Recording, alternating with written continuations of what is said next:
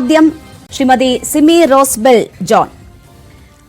അതിഗുരുതരമായ ആരോപണങ്ങളാണ് സിനിമാ മേഖലയുമായി ബന്ധപ്പെട്ട് ഹേമ കമ്മിറ്റി റിപ്പോർട്ട് പുറത്തു വന്നതിന് ശേഷം അവിടുത്തെ സ്ത്രീകൾ പൊതുമധ്യത്തിൽ വന്ന് മാധ്യമങ്ങളോട് വെളിപ്പെടുത്തിയത്. പരാതി ഉൾപ്പെടെ നടപടികളുമായി അവർ മുന്നോട്ട് പോവുകയാണ്. സമാനമായ ഗുരുതരമായ ആരോപണമാണ് ഇപ്പോൾ താങ്കളും ഉയർത്തിയിരിക്കുന്നത്. എന്തുകൊണ്ടാണ് ഈ ഒരു ഘട്ടത്തിൽ ഇങ്ങനെ ഒരു തുറന്നു പറച്ചിൽ അനിവാര്യമാകുന്നത്?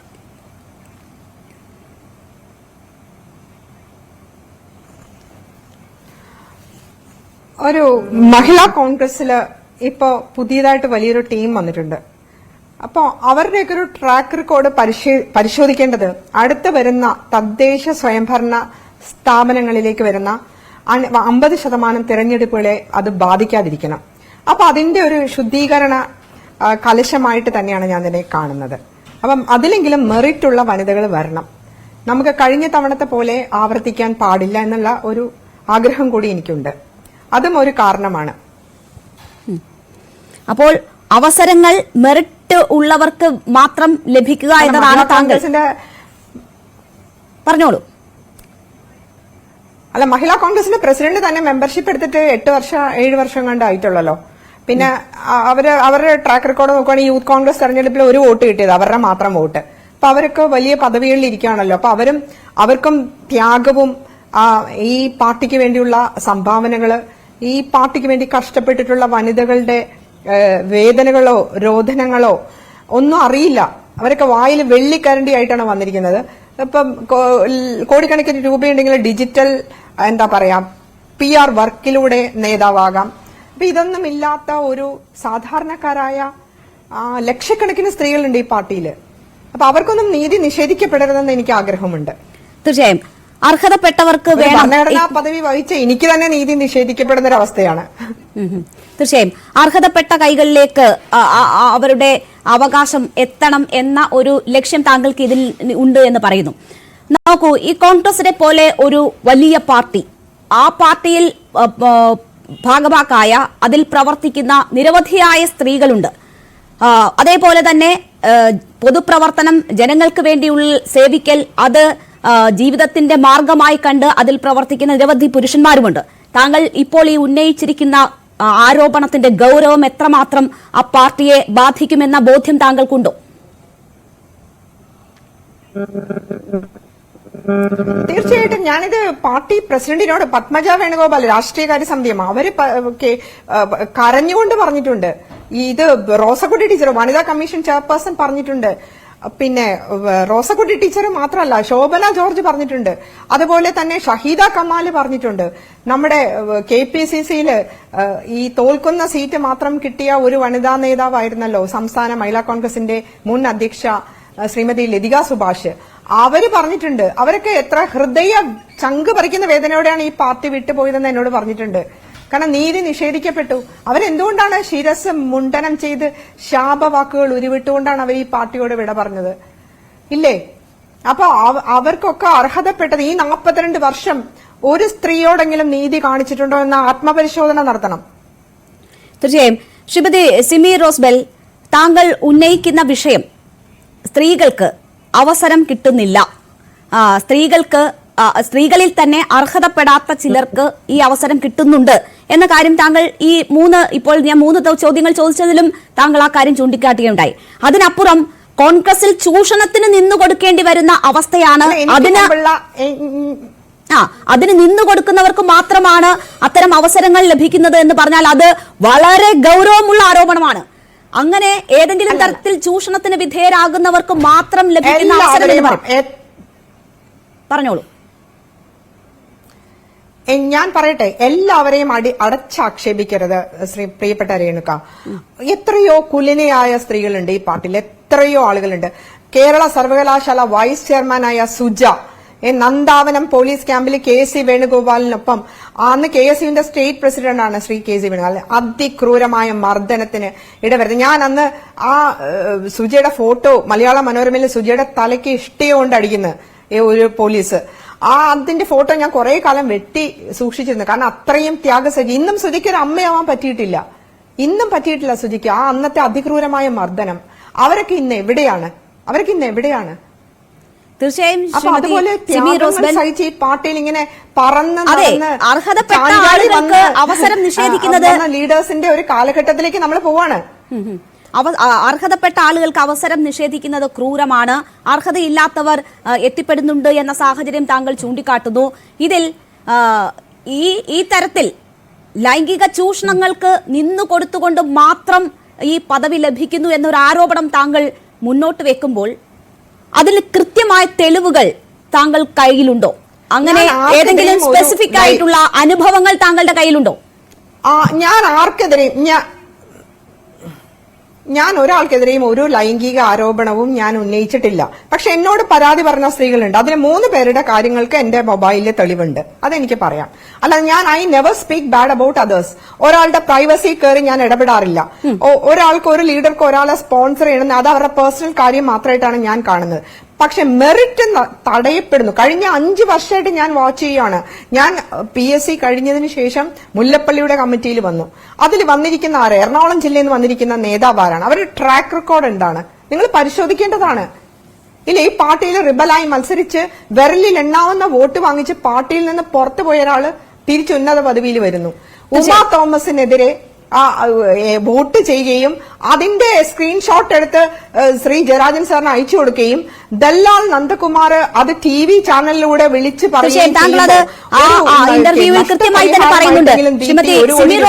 ഒരു കേസ് കൊടുക്കുക എന്ന് പറയുമ്പോ താങ്കൾ അതൊക്കെ ആ ഇന്റർവ്യൂവിൽ കൃത്യമായി പറയുന്നുണ്ടല്ലോ. ഈ ലീഡർഷിപ്പ് മൗനം പാലിച്ച് തീർച്ചയായും ഇവരെയൊക്കെ പൊതിഞ്ഞ് സൂക്ഷിക്കുമ്പോൾ നമ്മൾ അതിൽ നിന്ന് എന്താണ് മനസ്സിലാക്കേണ്ടത്? പ്രത്യേകിച്ച് ഇത് പ്രതിപക്ഷ നേതാവിന്റെ ജില്ലയാണല്ലോ. അപ്പൊ എന്താണ് മനസ്സിലാക്കേണ്ടത്? 3 അനുഭവങ്ങളുടെ കാര്യം താങ്കൾ പറഞ്ഞല്ലോ. 3 അനുഭവങ്ങൾ താങ്കളുടെ കയ്യിൽ തെളിവുൾപ്പെടെയുള്ള 3 അനുഭവങ്ങൾ പറഞ്ഞു. എന്താണ് അവർ വെളിപ്പെടുത്തിയത്? അവരുടെ പേര് വിവരങ്ങൾ വെളിപ്പെടുത്താൻ താങ്കൾ ആഗ്രഹിക്കുന്നുണ്ടോ? അല്ലെങ്കിൽ ആരോപണം അവർ ഉന്നയിച്ച ആളുകൾ ആരാണ് എന്ന് വെളിപ്പെടുത്താൻ താങ്കൾ ആഗ്രഹിക്കുന്നുണ്ടോ? എന്താണ് സംഭവിച്ചതെന്നെങ്കിലും പറയുമോ? അവര് തന്നെ ചിലപ്പോ ഇല്ല രാഷ്ട്രീയ മര്യാദ എന്നൊന്നുണ്ട് ഇല്ലേ? നമുക്ക് പൊളിറ്റിക്കലി നമ്മൾ ഒപ്പോസിഷൻ ആണ്, നമ്മൾ കാണിക്കുന്ന ചില മര്യാദകളുണ്ട്. അതിന്റെ ഒരു ഭാഗമായിട്ട് ഇതിന്റെ ഒരു സുതാര്യത ഞാൻ ഇപ്പൊ തൽക്കാലം സംരക്ഷിക്കുകയാണ്. ചിലപ്പോ അവര് തന്നെ രംഗത്ത് വന്നെന്നിരിക്കും. കാരണം ഇപ്പോ കുറച്ചൊക്കെ ധൈര്യം കിട്ടിയിട്ടുണ്ട് പലർക്കും. കാരണം എല്ലാവർക്കും പേടിയാണ്. എന്തിനാണ് പേടിക്കുന്നതെന്ന് എനിക്ക് ഞാൻ ഈ പോസ്റ്റ് കിട്ടിയില്ലെങ്കിൽ എന്നെ സംബന്ധിച്ച് ഞാൻ എല്ലാ ദിവസവും വളരെ സജീവമാണ് പൊതുപ്രവർത്തന രംഗത്ത്. നിങ്ങൾക്ക് തന്നെ അറിയാലോ, ഓരോ പ്രവർത്തനങ്ങളായിട്ട് ഞാൻ ഒരു മീഡിയയുടെ പുറകെ നടക്കുന്ന ആളല്ല. ഞാൻ ഈ അപർണ എന്നെ ഇന്റർവ്യൂ വിളിച്ചപ്പോൾ പോലും ഞാൻ അത് ഇപ്പൊ തൽക്കാലം വേണ്ട എന്ന് മാത്രം ഞാൻ പറഞ്ഞ ഒരാളാണ്. പിന്നെ അത് വിധി പോലെ എന്റെ അടുത്ത് വന്നു ചേർന്നതാണ്. അപർണ കമ്മിറ്റി റിപ്പോർട്ടിന് ശേഷം ഉണ്ടാകുന്ന സാഹചര്യം അതാണ്.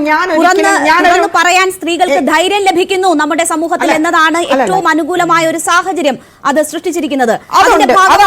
തുറന്നു പറഞ്ഞു ഞാൻ ഇന്ന് അതായത് ഇപ്പൊ ഇത് കൂടാതെ ഇപ്പൊ വിസ്മൃതിയിലായ പല വനിതാ നേതാക്കളുണ്ട്. അവരൊക്കെ എന്നെ കോൺടാക്ട് ചെയ്യുന്നുണ്ട്. അവരെന്നെ നമ്പർ പോലും എന്റെ കയ്യിലില്ല. അപ്പൊ ഞാൻ ചോദിക്കുമ്പോ എനിക്കിന്ന് ഇന്ന് 12 ചാനലുകൾ എന്റെ അടുത്ത് വന്നിട്ടുള്ളതുകൊണ്ട് എനിക്ക് പലരോടും ഞാൻ പിന്നെ വിളിക്കാം. അപ്പൊ അതിന്റെ ഡീറ്റെയിൽസ് എല്ലാം ഞാൻ കളക്ട് ചെയ്യും. അതുപോലെ ഞാൻ അത് അവർക്ക് വേണ്ടുന്ന എന്താണ് അവരുടെ പ്രശ്നം എന്ന് ഞാൻ തീർച്ചയായിട്ടും ഞാൻ അവരോട് സംസാരിക്കുന്നതായിരിക്കും. അവരുടെ അനുഭവമെങ്കിലും അവർ പങ്കുവച്ച അനുഭവം ഒന്ന് ചുരുക്കി പറയാമോ? കോണ്ടാക്ട് ഇല്ലല്ലോ, ഒത്തിരി വർഷമായി. അവർ പങ്കുവച്ച അനുഭവം എന്താണ് എന്നത് ചുരുക്കി പറയാമോ? ഇല്ല, അതൊന്നും ഞാൻ പറയില്ല. നിർബന്ധിക്കരുത്. ഓക്കെ, എന്താണ് എന്ന് വെച്ചാൽ അതൊക്കെ മോശമായ അനുഭവമാണ്, അത്ര മാത്രം പറയാം. അവർക്ക് ഏതെങ്കിലും തരത്തിലുള്ള ശേഷം ഉണ്ടായിട്ടുണ്ടോ വേണ്ടി എന്ത് അല്ല ഞാൻ പറയട്ടെ, എല്ലായിടത്തും എല്ലാ ഫീൽഡിലും ഉണ്ട് എന്റെ ശ്രീമതി ഡിയർ റേണുക. എല്ലാ ഫീൽഡിലും ഉണ്ട്, നന്മയും തിന്മയും ഉണ്ട് ഇല്ലേ? എല്ലായിടത്തും ഉണ്ട്, അഡ്ജസ്റ്റ്മെന്റുകളുണ്ട്, പിന്നെ നേർവഴിയിലൂടെ എത്തേണ്ടടുത്ത് എത്തുന്നവരുണ്ട്, എല്ലായിടത്തും ഉണ്ട്. ഒരു സ്ഥലത്ത് മാത്രമേ. പക്ഷേ ഈ ഇപ്പൊ രാഷ്ട്രീയത്തിൽ ഞാനൊക്കെ പ്രവർത്തിച്ച സമയത്ത് ശ്രീ കെ കരുണാകരന്റെയും എ കെ ആന്റണിയുടെയും ഉമ്മൻചാണ്ടി സാറിന്റെയും രമേശ് ചെന്നിത്തലയുടെ ഒക്കെ ഒപ്പം പ്രവർത്തന രംഗത്തേക്ക് വന്ന ഒരാളാണ്. ആ ഒരു ഞങ്ങൾക്കൊക്കെ കിട്ടിയിരിക്കുന്ന ഒരു സ്നേഹം, പ്രൊട്ടക്ഷൻ. ഞാനൊക്കെ ഒരു യൂത്ത് കോൺഗ്രസ് എനിക്കൊക്കെ ക്ലിഫ് ഹൗസിലാണ് ഭക്ഷണം കല്യാണിക്കുട്ടിയമ്മ തരുന്നത്.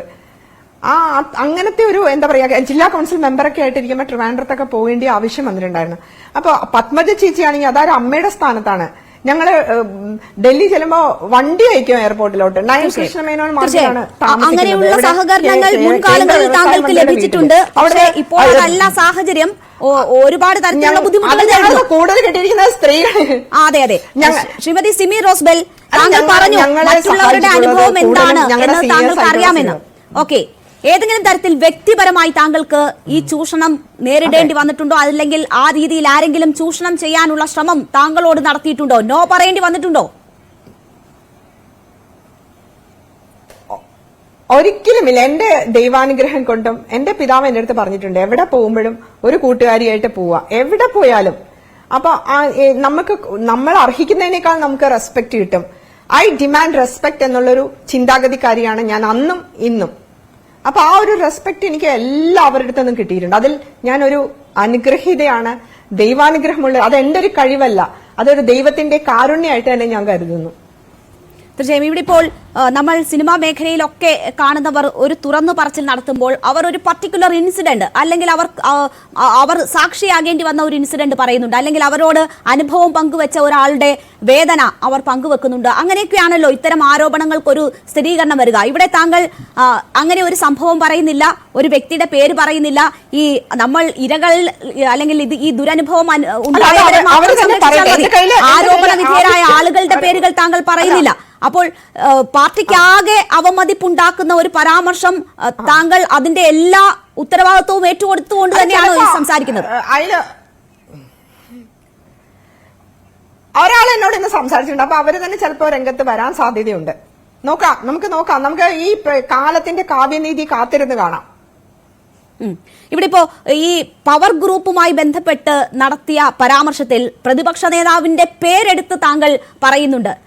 അങ്ങനെ ചില കാര്യങ്ങൾക്ക് നിന്നു കൊടുക്കാതെ അല്ലെങ്കിൽ അവരുടെ ഗുഡ് ബുക്കിൽ ഇടം പിടിക്കാൻ കഴിയാതെ പോയതുകൊണ്ട് ദുരനുഭവങ്ങൾ ഉണ്ടായി എന്ന് താങ്കൾ പറയുന്നു. എന്തായിരുന്നു ആ ദുരനുഭവം?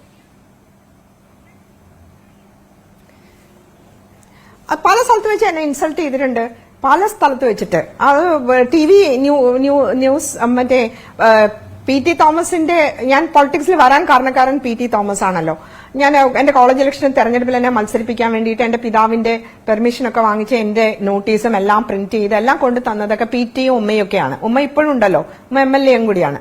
അപ്പൊ ആ കുടുംബമായിട്ട് എനിക്ക്, അതുപോലെ പത്മ ചേച്ചിയും ഡോക്ടർ വേണുഗോപാലായിട്ടും വളരെ അടുത്തൊരു ആത്മബന്ധമുണ്ട്. അപ്പൊ നമുക്ക് പൊളിറ്റിക്സിലെ ഗ്രൂപ്പ് ഒന്നും അറിയില്ല ആ ഒരു ചെറിയ പ്രായത്തില്. അപ്പൊ നമ്മളെ സംബന്ധിച്ചിടത്തോളം എനിക്ക് എന്റെ അമ്മയ്ക്ക് അത്ര താല്പര്യം ഉണ്ടായിരുന്നില്ല, പക്ഷെ എനിക്ക് ഫാദറിന്റെ സപ്പോർട്ട് ഉണ്ടായിരുന്നു. അപ്പൊ ഞാൻ ഓരോ കോളേജ് ഇലക്ഷനും ജയിക്കും, യൂണിവേഴ്സിറ്റി യൂണിയൻ കൌൺസിലർ ആവും, സെനറ്റ് മെമ്പർ ആവും. അതുപോലെ പാർട്ടിയുടെ ഏറ്റവും താഴെത്തട്ടിൽ എന്നെ കൾച്ചറൽ ഫോറം കൺവീനർ ആക്കിയിട്ടുണ്ട്, KSന്റെ യൂണിറ്റ് സെക്രട്ടറി ആക്കിയിട്ടുണ്ട്. അങ്ങനെ നമ്മൾ വന്നതാണ്. അപ്പൊ നമ്മൾ മറ്റുള്ളവരെ സഹായിക്കുന്നതിലും എല്ലാ കാര്യത്തിനും ഒരു ലീഡർ എന്ന് പറയുന്നത് എന്താ, എല്ലാവരെയും ചേർത്ത് പിടിക്കുന്നതാണ്. അല്ലാതെ അഹങ്കാരവും ധാർഷ്ട്യവും കൂടെ നടക്കുന്നതാണോ ലീഡർഷിപ്പ്? അല്ലല്ലോ. ഇത് ഏറ്റവും, ഞാൻ ഒന്ന് രണ്ട് ചെറിയ കാര്യങ്ങൾ പറയാം. വിനോദ് ഒരു ജില്ലയിലുള്ള ഒരു നേതാവായിരുന്നു. ഞാൻ സ്റ്റേറ്റ് ലീഡർഷിപ്പിൽ പ്രവർത്തിച്ചതാണ്. 12 വർഷം KC വേണുഗോപാലിനൊപ്പം ജനറൽ സെക്രട്ടറി ആയിരുന്നു. 7 വർഷം അത് കഴിഞ്ഞിട്ട് അനിൽകുമാറിനൊപ്പം ജനറൽ സെക്രട്ടറി ആയിരുന്നു. അതിനുശേഷമാണ് ഞാൻ മഹിളാ കോൺഗ്രസിൽ പ്രവർത്തിക്കുന്നത്. മഹിളാ കോൺഗ്രസ് ആണ്. എന്നെ സംബന്ധിച്ചിടത്തോളം ഞാൻ പറയുകയാണെങ്കിൽ എനിക്ക് നല്ലൊരു ട്രാക്ക് റെക്കോർഡ് ഉണ്ട്. പക്ഷെ എന്നോട് അദ്ദേഹം പറഞ്ഞെന്താണെന്നറിയോ, PSC കിട്ടിയില്ല, അതുകൊണ്ട് വീട്ടിലിരിക്കാൻ. എന്റെ കൂടെ അന്നത്തെ DCC ജനറൽ സെക്രട്ടറി കൂടെ ഉണ്ടായിരുന്നു. ഞാൻ ഇവരൊക്കെ പറയുന്ന മറുപടികൾ എനിക്ക് അതൊരു തെളിവായി സ്വീകരിക്കുന്നുണ്ട്. ഞാനത് റെക്കോർഡ് ചെയ്ത് വെച്ചിട്ടുണ്ട്. എന്നോട് പറയാൻ അദ്ദേഹത്തിന് എന്ത് ധാർമ്മികതയാണുള്ളത്? അദ്ദേഹം എന്നെ അപമാനിച്ച്, അന്ന് DCC പ്രസിഡന്റ് ഷിയാസ് അവിടെയുണ്ട്, എന്നെ അപമാനിച്ചതിന് കയ്യും കണക്കുമില്ല. കാരണം നമ്മളെന്തോ പിച്ച ചെന്നതുപോലെ ഞാൻ എന്റെ ജീവിതത്തിലെ എല്ലാ സൗഭാഗ്യങ്ങളും ഉപേക്ഷിച്ചിട്ടാണ് ഞാൻ ഈ പാർട്ടിയിൽ നിന്നത്. എന്റെ പിതാവിന്റെയും മാതാവിന്റെയും ഏക മകളാണ് ഞാൻ. ഞാൻ ഒരു എന്താ പറയാ, എല്ലാ കാര്യങ്ങളും ത്യാഗം സഹിച്ച എന്റെ ബ്രദേഴ്സ് 2 പേരും ഇവിടുത്തെ സിറ്റിസൺ അല്ല. ഞാൻ ഇവിടെ നിന്നിട്ട് ഇവരുടെയൊക്കെ ആട്ടും തുപ്പും കൊള്ളാൻ മാത്രമൊന്നും ഞാൻ അധപതിച്ചിട്ടില്ല. ഇദ്ദേഹം യൂത്ത് കോൺഗ്രസിൽ പ്രവർത്തിച്ചതിന്റെ 10 ഇരട്ടി ഞാൻ പ്രവർത്തിച്ചിട്ടുണ്ട്. ഇദ്ദേഹം സ്റ്റേറ്റ് കമ്മിറ്റിയിൽ ഉണ്ടായിരുന്നില്ല, KSUവിന്റെ സംസ്ഥാന ഭാരവാഹിയായിരുന്നില്ല, യൂത്ത് കോൺഗ്രസിന്റെ സംസ്ഥാന ഭാരവാഹിയായിരുന്നില്ല. അദ്ദേഹം യൂത്ത് കോൺഗ്രസിന്റെ ആ കാലത്ത് ജില്ലാ സെക്രട്ടറി പോലും ആയിരുന്നില്ല, ജില്ലാ കമ്മിറ്റിയിൽ ഉണ്ടായിരുന്നില്ല, സ്റ്റേറ്റ് എക്സിക്യൂട്ടീവിൽ ഉണ്ടായിരുന്നില്ല. ഞാൻ AICC മെമ്പർ ആയതാണ് യൂത്ത് കോൺഗ്രസ് ആ ഒരു ഒറ്റ ഇൻസിഡന്റ് മാത്രമാണോ താങ്കൾക്ക് ഉണ്ടായിട്ടുള്ളത്? താങ്കൾ പറഞ്ഞു നിരവധി ഇടങ്ങളിൽ അധിക്ഷേപിച്ചു താങ്കളെ എന്ന് പറഞ്ഞു. അല്ല രേണുക, ഞാനൊന്ന് പറഞ്ഞേക്ക്. അല്ലല്ല, അത് കഴിഞ്ഞിട്ട് ഓരോ കാര്യങ്ങളും നമ്മൾ പറയണ്ടെന്ന് പറഞ്ഞ് നമ്മൾ ക്ഷമ കാണിക്കുമല്ലോ. നമുക്ക് എന്റെ പിതാവ് എപ്പോഴും എന്നോട് പറയും, ഒരാള് നമ്മളോട് തിന്മ ചെയ്യുമ്പോൾ നമ്മൾ നന്മ കാണിച്ചു കൊടുക്കണം എന്ന്. നമ്മൾ അവരുടെ അടുത്ത് അവരെ പോലെ, പിന്നെ അവരും ഞാനും തമ്മിൽ എന്താ വ്യത്യാസം? നമ്മളെ ആട്ടിപ്പായിക്കുന്ന ആളുകളുടെ മുമ്പിൽ നമ്മൾ തിരിച്ച് അവരോടത്ത് അങ്ങനെ പെരുമാറി അവരും നമ്മൾ തമ്മിൽ ദൈവത്തിന്റെ മുമ്പിൽ എന്തെങ്കിലും വ്യത്യാസം ഉണ്ടാവുമോ എന്ന് എന്റെ പിതാവ് എന്നെ കുഞ്ഞിലേ പഠിപ്പിച്ചിട്ടുണ്ട്. അപ്പൊ ഞാൻ ആ ഒരു നന്മ കാത്തു സൂക്ഷിച്ചു. ഇതെല്ലാം കഴിഞ്ഞിട്ട് ഈ ഓരോ അവസ്ഥയിലും ഞാൻ എന്റെ ഭർത്താവിന്റെ ഒരു ഉറ്റ സുഹൃത്തായ മലയാള മനോരമയുടെ ബ്യൂറോ ചീഫ് ഉണ്ട്, സുജിത് നായർ. അദ്ദേഹത്തോട് ഇദ്ദേഹം പറയുകയാണ്, അതിന്റെ റെക്കോർഡ് എന്റെ കയ്യിലുണ്ട്. അദ്ദേഹം പറയുകയാണ്, അവരൊക്കെ ഔട്ടായല്ലോ, അവരൊന്ന് ഫീൽഡിലില്ലല്ലോ, അവരൊക്കെ എന്നെ വിസ്മൃതിയിലായെന്ന്. ഇദ്ദേഹമാണോ എന്റെ ഭാവി തീരുമാനിക്കുന്നത്? ഞാൻ ഇത്രയും കാലം പ്രവർത്തിച്ച ഞാൻ പുതിയ ആൾക്കാർ വരട്ടെ, പുതിയ ആൾക്കാർ ഇദ്ദേഹം കൊണ്ടുവന്നിട്ടുണ്ട്. അതിനെക്കുറിച്ചൊക്കെ ഞാൻ വിശദമായിട്ട് പിന്നീട് പറയാം. പ്രവർത്തന പാരമ്പര്യം, ട്രാക്ക് റെക്കോർഡ്, ത്യാഗം, കഷ്ടപ്പാട്. ഇന്ന് നമ്മൾ ഡിജിറ്റലിൽ ഇരുന്ന് രാഷ്ട്രീയ പ്രവർത്തനം നടത്തിയ ആളുകളല്ല, നമ്മൾ നന്നായിട്ട് പ്രവർത്തിച്ചിട്ടുണ്ട്. ഒരാളുടെ രാഷ്ട്രീയ ഭാവി ഇത്രയെന്ന് നിശ്ചയിക്കാൻ ആർക്കും അവകാശമില്ല.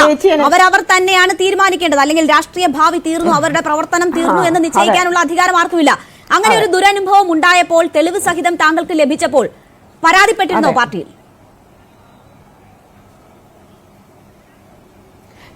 ഞാൻ KC വേണുഗോപാലിന്റെ അടുത്ത് പറഞ്ഞിരുന്നു.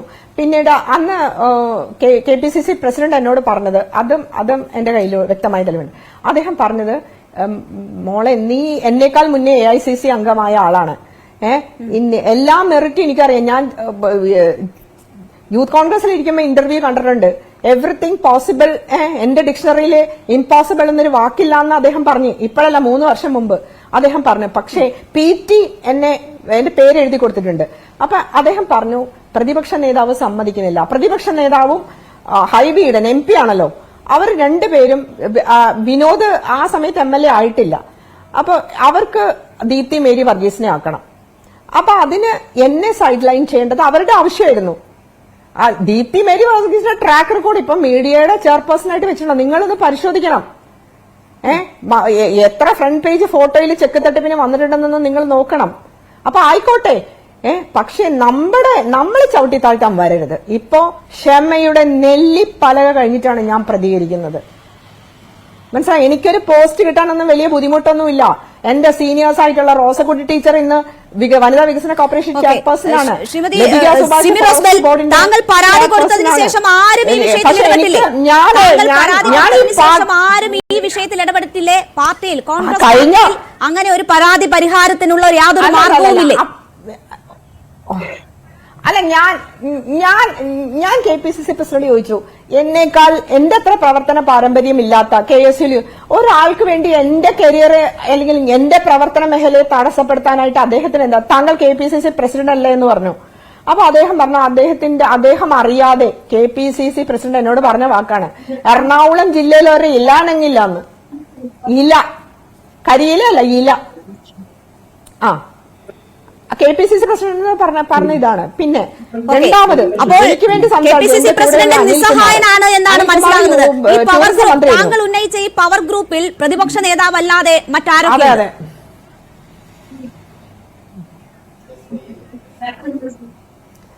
എറണാകുളം ജില്ലയെ സംബന്ധിച്ചിടത്തോളം ഇപ്പൊ വിനോദും ഹൈബി ഈഡനും ഉണ്ട്. എന്നെ തടയാൻ വേണ്ടി അവരെ ഒരുമിച്ച് നിൽക്കുവാണ്. അതിൽ ദീപ്തി മേരി വർഗീസും ഉണ്ട്. ശരി, ഞാൻ താങ്കളിലേക്ക്